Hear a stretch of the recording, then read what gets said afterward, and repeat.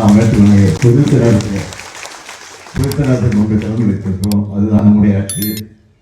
ஆனால் இதையெல்லாம் எடுத்து சொல்லி எதிர்கட்சிகள் தலைவராக இருக்கக்கூடிய நம்முடைய உதயநிதி அவர்கள் விளக்கமா விரிவா சட்டமன்றத்தில் பேசி இருக்கக்கூடிய சூழலெல்லாம் எடுத்து சொல்லி அதன் மூலமாக முதலமைச்சர் அவர்கள் பதில் சொல்ல வேண்டும் என்று கேட்டிருக்கிறார்.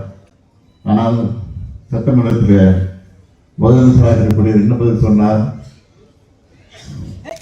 எங்கே காணும், உங்க அப்பாவை காணும், இதை சொல்லி இருக்கிறார். அப்போ அங்க கேட்டாதீங்க, மக்கள் மனசை பயிற்சிருக்கிறார்.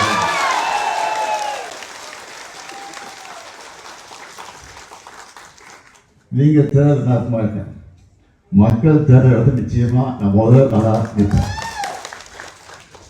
சட்டமன்றத்தில் நான் இருந்தாலும் இல்லாவிட்டாலும் இன்னைக்கு நான் மக்கள் மன்றத்தில் இருக்கிறேன் என்பதை மாற்றம் சொல்கிறேன். நான் அரசியலுக்கு கிட்டத்தட்ட 60 வருஷம் ஆகியிருக்கு.